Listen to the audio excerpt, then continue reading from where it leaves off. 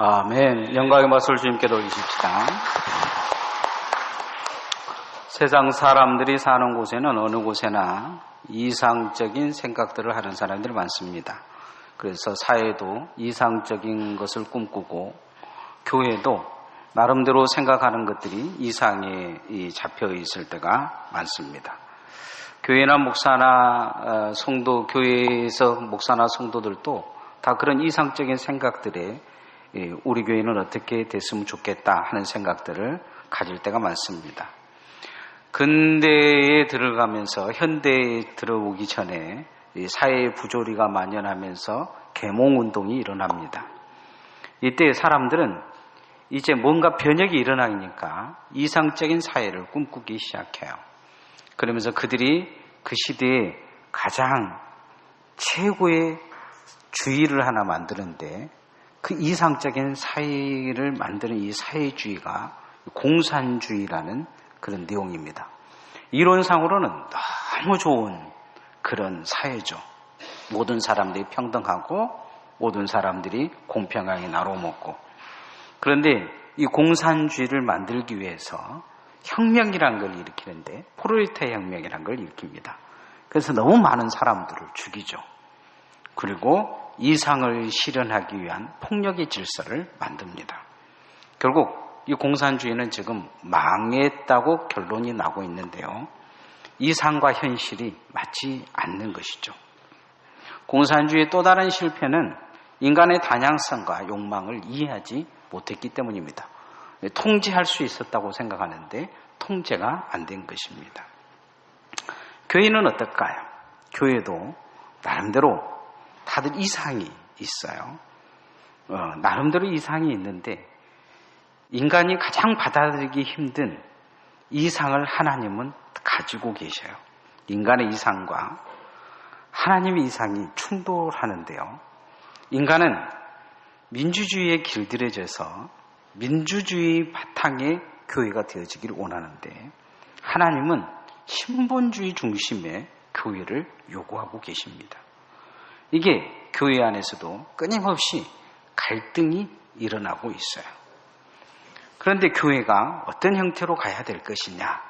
교회는 하나님이 원하는 신본주의 질서가 먼저 세워져야 합니다. 하나님이 이스라엘 백성들이 광야에 나갈 때 질서를 세우셨어요. 어떻게 질서를 세우셨느냐? 그들의 의견은 하나도 물어보지 않으셨어요. 하나님이 원하는 대로 질서를 세우시고 조직을 만들고 질서 정의를 출발하고 순서도 하나님이 다 정하셨어요. 하나님이 세우신 질서인 것이죠. 그런데 이 질서가 자꾸 반항이 일어나요. 질서를 깬 사람들이 자꾸 나타나요. 어찌 보면 인간적인 관점에서는 그들의 요구와 그들의 생각이 합당해요. 그러나 하나님은 그것에 대해서 한 번도 받아주신 적이 없어요. 이유는 하나님의 질서를 세우기 위한 하나님의 목적이 있기 때문이죠. 질서는 원래 우주라는 말에서 시작되어집니다. 우주는 우리가 생각하는 것처럼 지 마음대로 돌아가는 게 아니고 질서대로 돌아가요. 이 질서가 조금만 삐끗하면 멸망이 옵니다. 우주의 질서가 깨지면 멸망이 온다는 거죠. 마태복음 24장에 보면 먼저 인간의 사이에서 질서가 깨지고 사회의 질서와 가정의 질서가 국가의 질서가 깨지고 나서 하나님이 세상의 멸망을 어떻게 가져오시냐? 우주의 질서를 깨트림을 통해서 세상이 멸망하고 새로운 질서인 하나님의 나라를 세워가시는 그런 모습이 마태복음 24장에 나와 있는 걸 보게 됩니다. 처음 하나님이 우주를 만드셨을 때는 무질서했어요. 그래서 창세기 보면 이 태초에 말씀이 계시니라 하면서 그 지어진 하나님의 그 우주의 모습을 보면 흑암이 있고 혼돈과 공허가 있었다. 그렇게 말하고 있습니다. 무질서했다는 거죠. 빛이 있으라 하시면서 빛의 질서를 세워가시는 것을 볼 수가 있습니다. 하나님이 창조한 이 질서에 대해서 가장 먼저 대항한 존재가 누구냐? 사단입니다. 그래서 마귀는 그 이름 자체가 질서를 깨트린 혼돈을 가져온다는 의미를 가지고 있습니다. 영적 질서를 깨트리기를 시작했는데 결국 실패하자 하나님께서 쫓겨나고 인간에게도 이 영적 질서를 깨트리게 함을 통해서 하나님 앞에 범죄하게 되어서 인간에게 죽음이 다가오게 하는 것을 볼 수가 있습니다. 영적 질서는 이처럼 아주 생명과 직결되어 있습니다. 그래서 하나님은 이 영적 질서에 대한 의미를 계속 강조하고 있는 걸 보게 됩니다. 교회도 보이지 않게 영적 질서가 깨지면 가장 약한 부분들이 떨어져 나갑니다. 약한 성도들이 떨어져 나가고 떨어져 나갈 뿐만 아니고 교회를 다니지 않는 경향들이 많습니다. 현대의 가난한 교인이라고 많은 사람들이 이야기하는데 왜 이들이 신앙을 버렸느냐? 실은 교회가 잘못했기 때문입니다. 교회의 분쟁으로 교회를 다니지 않는 사람들이 어마어마하게 많습니다. 뭐 때문입니까? 영적 질서가 깨져버렸기 때문입니다. 이 생명과 직결되는 거죠. 이게 아무것도 아닌 것 같지만 결국 그들이 떨어져 나간 약한 사람들은 다 지옥에 갈 위기에 놓여져 있는 것입니다. 중요한 것은 교회가 우리가 가장 교회다운 교회의 모습을 어떻게 세워야 될 것이냐. 교회는 민주적으로 무엇을 잘 먹고 잘 사는 곳이 아닙니다. 무엇을 열심히 하고 세워가는 것이 아니에요. 교회가 가장 주된 목적을 하고 있는 게 뭐냐? 생명을 살리는 것입니다. 하나님의 나라를 이 땅에 세워가는 거예요. 그래서 가장 중요한 게 영적 질서를 잘 세워가야 합니다. 따라합시다. 영적 질서를 세워갑시다. 오늘 성경에도 이 영적 질서가 혼돈으로 빠진 상황에 하나님께서 다시 영적 질서를 세워가십니다. 중요하게 생각하는 것이 사람이 누구냐가 중요한 게 아니고 생명과 직결되고 있다는 이야기를 계속하고 계십니다. 죽지 않게 하라. 이 생명이 흔들리지 않게 하라는 요구를 하고 있습니다. 많은 사람들은 이것에 대해서 별로 집중하지 않습니다. 예수 그리스도께서 마지막 이 승천하시 전에 우리에게 명하신 것이 무엇이냐? 하나님의 영적 질서가 세워져서 이 땅에 모든 사람들이 제자가 되어서 땅끝까지 복음을 이어 그들이 구원을 얻는 것을 요구하고 계신 것을 볼 수가 있습니다. 오늘 성경에도 보면 영적 질서가 무너진 이 가정에 하나님이 다시 질서를 세워가시는데 아론의 지팡이를 가져오라 이렇게 요구하십니다. 자, 2절 3절 말씀 한번 같이 읽어보십시다. 시작. 너는 이스라엘 자손에게 말하여 그들 중에서 각 조상의 가문을 따라 지팡이 하나씩을 취하되 곧 그들의 조상의 가문대로 그 모든 주의관에게 지팡이 12를 취하고 그 사람들의 이름을 각각 그 지팡이에 쓰되 뇌의 지팡이는 아론의 이름을 쓰라. 이는 그들의 조상의 가문의 각 수령이 지팡이 하나씩 있어야 할 것임이라. 이스라엘 혼돈에 빠진 이유는 이 질서를 인정하지 않았기 때문입니다. 물론 자꾸 이런 일들이 계속 이스라엘이 광야에 나왔을 때 반복되었습니다. 아론과 미리암은 자기들이 나이가 많다는 이유로 모세 위에 서려고 했습니다. 고라는 자신이 가장 힘든 일을 하는 사람이라고 자신을 세워야 된다고 했어요. 누베는 원래 자신이 혈통적인 장자라고 생각을 했습니다. 이들은 나름대로의 새로운 질서를 요구한 것이죠. 그런데 이 새로운 질서가 요구되는 이 상황에 애꿎은 사람들만 많이 죽어나갑니다. 이유는 하나님의 그 질서를 허락하시지 않았기 때문입니다. 바울 사도는 교회가 하나님의 은사대로 영적 질서대로 봉사하고 섬겨야 된다 이렇게 말씀하고 있습니다. 교회가 교회되어지는 것은 영적 질서가 잘 세워질 때 교회가 교회되어지는 것입니다. 달이 여러분 열심히 일한다고 하루에 10바퀴씩 여러분 돌아버리면 지구가 어떻게 되겠습니까? 바다는 민물과 썰물을 하루에 10번 하면서 이 바다에는 아무도 못 나갈 것입니다.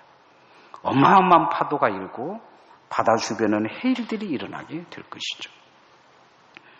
열심히 하는 것도 중요하지만 그보다도 중요한 것은 질서대로 가야 된다는 것이죠. 질서를 잘 아는 사람들, 이 사람들이 교회를 세워가는 것입니다. 질서를 무너뜨리면 아무리 열심히 하더라도 그 교회를 무너뜨리는 거나 다름이 없습니다. 나만 죽느냐? 자기는 살지 모르지만 남을 죽일 가능성이 많습니다. 사단은 끊임없이 이 질서를 무너뜨리기 위해서 우리에게 질서를 깨뜨리라고 요구하고 있습니다. 하나님 앞에 우리가 교회가 교회되기 위해, 이 땅의 교회가 교회로 바로 서기 위해 하나님 앞에 이 영적 질서를 잘 세워가는 충성된 일꾼들 되어지시기를 소원합니다. 그래서 교회도 서로 인정해 줘야 됩니다. 그 권위를 인정해 줘야 돼요. 사람들이 보기에는 부족할지라도 인정해 줄 수 있어야 됩니다. 그렇게 인정해 줄 때 함께 갈 수 있습니다. 따라합시다. 함께 가는 교회를 만듭시다. 제가 신학교 다닐 때 가끔 간 교회가 있습니다. 수예배 때 갔는데 2층 교회였어요. 그런데 계단이 아주 좁아서 한 사람만 올라갈 수 있는 교회입니다. 거의 60도 가까이 그렇게 있는 교회예요. 그런데 그 교회가 장애인 교회였습니다. 목사님이 개척을 해서 어렵게 개척해서 이 장애인들이 다니는 교회였어요. 소경 잘 보지 못하신 분들도 있고 특히 휠체어를 타고 오신 분들이 많았습니다. 그 교회를 다니려고 하면 장애인들은 비장애인들의 등에 반드시 업혀서 올라가야 됩니다. 또 비장애인, 몸이 좀 성한 사람은 그냥 혼자 올라갈 수가 없습니다. 반드시 다른 사람을 업고 올라가야 됩니다. 저는 그 교회 가면서 늘 그 장애인들이 대단하다고 생각했습니다. 왜냐하면 장애인들은 보통 자존심이 강해서 남의 등에 업힌다는 것이 쉽지 않기 때문입니다. 편안한 1층 교회 다닐 수 있지 않습니까? 휠체어가 들어갈 수 있고 그렇게 대접받을 수 있는 그런 교회를 포기하고 그 교회를 많은 장애인들이 다녔습니다. 그 교회에는 특별히 청년들이 많았습니다. 그 청년들도 저는 대단하고 받았는데 왜냐하면 그냥 교회를 오면 편하게 예배드리는 게 아니고 등짐을 드듯이 반드시 한두 사람씩 업고 가야 되기 때문입니다. 가장 먼저 온 청년은 가장 많은 일을 해야 됩니다. 더 업고 가야 되죠. 저는 그 교회 가면서 그 교회의 이 표를 보면서 늘 제 마음속에 깊이 담아둔 그런 문구가 있습니다. 업혀주는 기쁨, 업어주는 감사. 장애인은 업혀주는 것이 기쁨이 돼야 된다는 거죠. 그리고 비장애인은 업어줄 수 있는 감사함이 있어야 된다는 것입니다. 저는 그 교회를 보면서 늘 생각하는 게 그런 생각이었습니다. 그 교회에 가서는 사랑하라, 설교할 필요가 없겠다. 미워하지 마라, 설교할 필요가 없겠다. 용서하라, 설교할 필요가 없겠다는 생각을 했습니다. 제가 평신도라면 저는 그 교회에 다닐 것입니다. 그 교회가 어느 교회인지 가르쳐주면 다 가버릴 것 같아서 제가 만약 강진 산다 그래도 저는 그 교회 갈 것 같아요. 왜냐하면 제가 꿈꾸는 이상적인 교회였기 때문입니다. 예배당이 큰 교회가 부른 것이 아니고 설교 잘하는 목사가 부른 것이 아닙니다. 제가 기억하기로는 제가 지금까지 다닌 교회 중에서 그 목사님 설교 제일 못하셨습니다. 그런데 감동이 왔습니다. 그 교회 가면 감동이 있습니다. 그 교회에 앉아 있으면 은혜가 됐습니다. 이유는 함께 간단한 의미가 그 교회에 있었기 때문입니다. 너는 누구라고 이야기하지 않고 형제라, 자매라, 함께 갈 사람이라고 생각하고 있었기 때문입니다. 오늘 하나님은 아론의 지팡이에 생명을 부어넣으십니다. 다들 그 리더십과 그 권유가 죽었다고 생각하는데 하나님은 거기에 생명을 부어넣으시면서 이처럼 이스라엘 백성들 안에 그렇게 공동체에 대한 리더십과 사랑과 은혜가 싹트기를 원하고 계십니다. 8절 말씀 한번 같이 읽어보십시다. 시작. 이튿날 모세가 증거의 장막에 들어가 본즉 너희 집을 위하여 낸 아론의 지팡이에 우미 돋고 순이 나고 꽃이 피어서 살구 열매가 맺혔더라. 오늘 죽은 아론의 지팡이에 싹이 나고 순이 돋고 꽃이 피고 열매가 맺게 하신 하나님의 생명력을 부어넣는 것을 볼 수가 있습니다. 성경에 보면 아론같이 무능한 인간이 없습니다.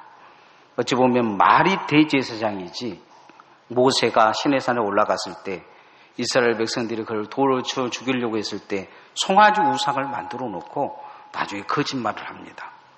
그 때문에 또 많은 사람이 죽어나갑니다.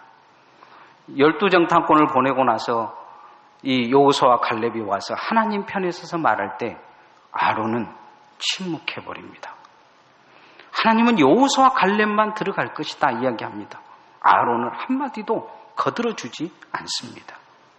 심지어 나중에 첫 예배를 드리고 나서 그 다음날 그 아들들은 두 아들이 하나님 앞에 술 먹고 예배드리다 죽어버립니다. 어쩌면 가문적으로도 흠이 있는 것이죠. 그는 그런 상황에서도 자신이 대장되고 싶어서 동생을 모함해서 결국 이 자기 우두머리가 살려고 합니다. 사람들 같으면 당장 바꾸자고 했을 것입니다. 근데 하나님은 다시 아론의 지팡이에 생명력을 부어 넣어 주십니다. 아론을 동역자로 삼으셨다는 것이죠. 그리고 그 아론의 지팡이에 생명력이 나타난 이 지팡이를 법궤 옆에 두라고 합니다. 저는 섬겨 나눔의 교회 와서 제일 조심하는 것이 직분자들의 흠을 보지 않는 것입니다. 웬만하면 여러 성도들이 직분자들의 흠을 이야기해도 제가 거기에 잘 동의해 주지 않습니다. 이유는 하나님이 세우신 일꾼들이요 하나님이 세우신 사람들이기 때문입니다. 사랑하고 존경하고 그리고 잘 섬겨야 되는데 목사는 누구보다도 그러한 면에서 눈이 밝습니다. 흠을 잡으려면 처음부터 끝까지 흠을 잡아서 못으로 인간 만드는 것은 시간 문제입니다. 그러나 서로 사랑하고 서로 존경하게 만드는 것이 바로 목사가 해야 될 일이기 때문입니다. 중요한 부분이 중요한 게 아니고 부족한 부분을 채워서 일꾼 되고 사람 되게 해야 될 일이 목사의 일이라고 생각하기에 저는 그 누군가가 흠을 이야기하면 되게 싫습니다. 그건 나를 욕하는 것 같은 생각이 들기 때문입니다. 하나님 앞에 우리가 중요하게 생각해야 될 것, 교회 안에 함께 가기 어떻게 해야 되냐? 함께 가려면 부족한 부분을 채워줄 수 있어야 합니다. 손을 잡아줄 수 있어야 합니다. 함께 가면서 부족한 부분을 채워주지 못하고 서로 흠을 내버린다면 언젠가는 왼수가 될 것입니다. 저는 목회하면서 가슴 아프게 한 사람들도 많이 겪어봤습니다. 그러나 반대로 제가 마음속에 정말 감사하고 잊지 못할 분이 있습니다. 몇 달 전에 돌아가셨는데요. 제가 가장 사랑하고 가장 존경하고 어찌 보면 평생 같이 있고 싶었던 그런 장로님입니다.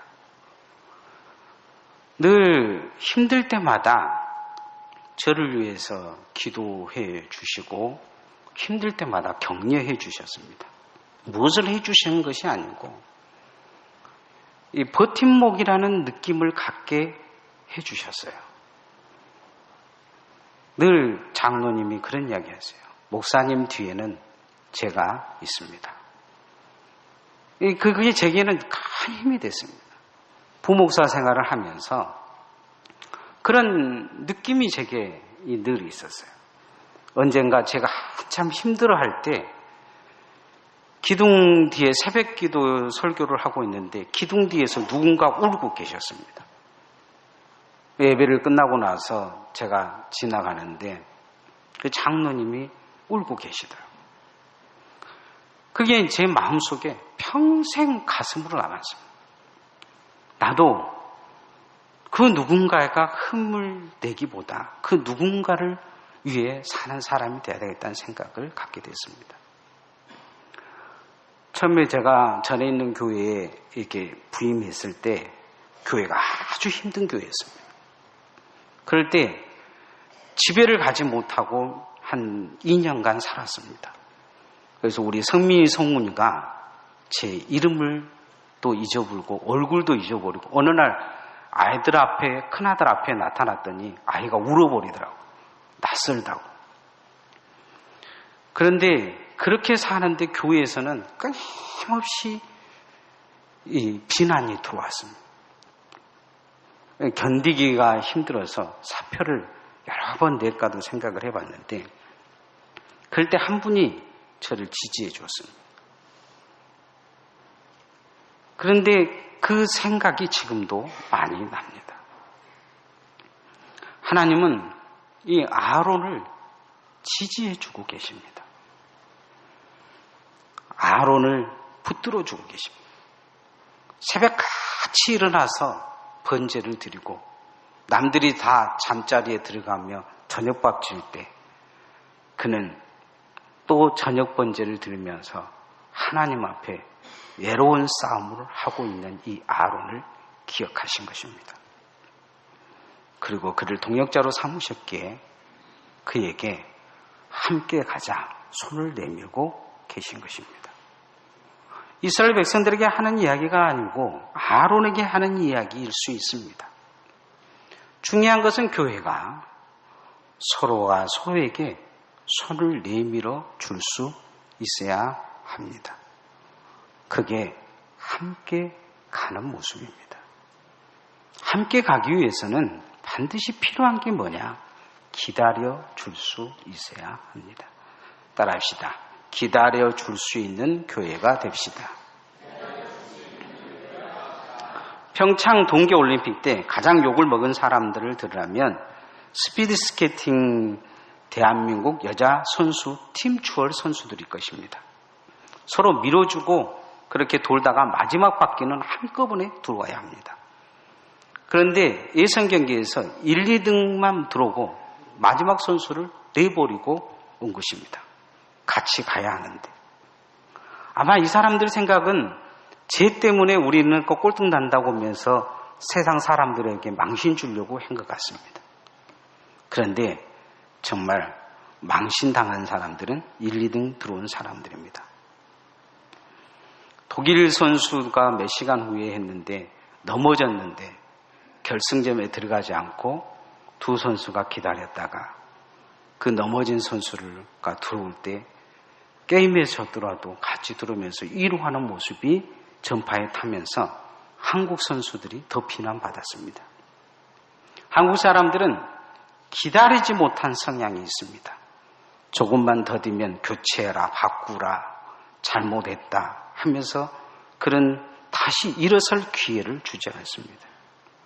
그러나 교회는 같이 가고 함께 가야 되기 때문에 일어설 수 있도록 도와줘야 합니다. 함께 가기에 기다려 줄 수 있어야 됩니다. 힘을 낼 때까지 일어설 수 있을 때까지 응원해주고 그렇게 격려해주는 것이 교회야 합니다. 하나님은 그런 교회를 요구하고 계십니다. 오늘 하나님은 그 격려하는 교회가, 그런 격려하는 공동체가 되라고 요구하십니다. 10절 말씀 한번 같이 읽어보십시다. 시작. 여호와께서 또 모세에게 이르시되 아론의 지팡이는 증거궤 앞으로 도로 가져다가 거기에 간직하여 반역한 자에 대한 표징이 되게 하여 그들로 내게 대한 원망을 그치고 죽지 않게 할지니라. 오늘 성경에 보면 원망을 그치고 죽지 않게 하라 하는 이야기는 뭡니까? 다시 말하면 기다려 주라는 이야기입니다. 대부분의 사람들은 기다리지 못하는 사람들이 원망이 듭니다. 사람들은 나름대로 다양성이 있습니다. 어느 단체든지 열심히 하는 사람들이 불평이 많습니다. 부지런하고 최선을 다하고 많은 일을 하는 사람들이 불평이 많습니다.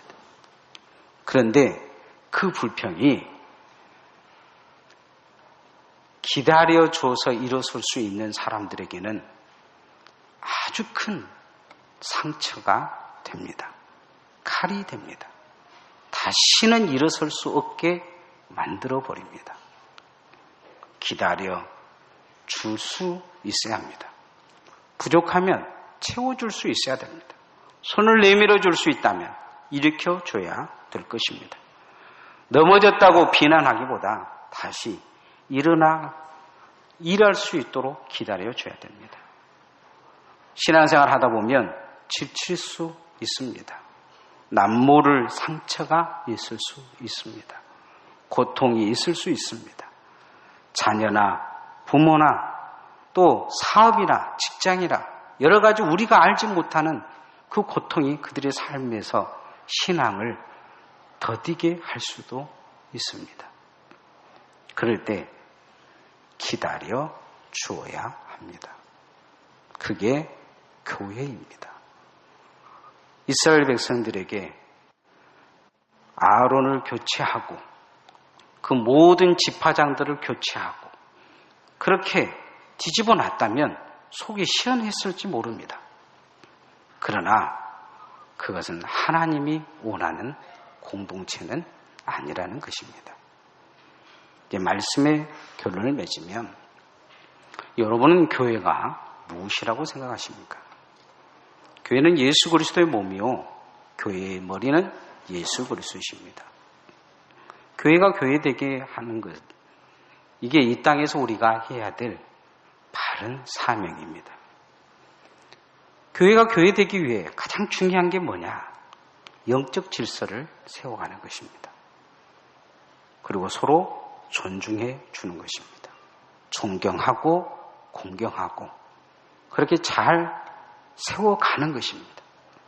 하나님이 세운 질서를 질서답게 만들어가는 것입니다. 앞선 자들은 리더자로서 제 역할을 해야 될 것이고 뒷선 자들은 하나님이 세우셨기에 그 질서에 순종하고 복종하는 법을 철저히 배워야 될 것입니다. 그렇게 함께 가는 교회가 되어야 될 것입니다. 업어줄 수 있는 힘이 있는 사람은 업어주고 업혀가야 될 사람은 기꺼이 그 등에 업혀져서 함께 갈 수 있다면 하나님이 기뻐하시는 교회가 될 줄 믿습니다. 마지막으로 기다려 줄 알아야 합니다.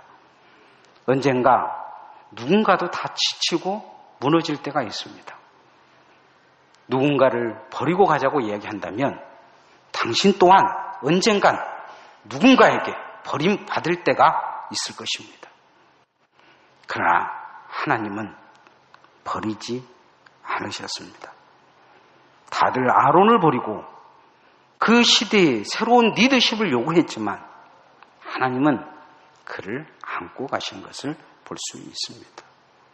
오늘 우리도 중요한 것은 함께 가는 것, 그리고 좀 더 기다려주며 힘을 내라고 격려할 수 있다면 그게 바른 성도의 모습일 것입니다. 예수님이 오늘 다시 오신다면 저는 이 설교를 하실 것이라 생각합니다. 찬양하겠습니다.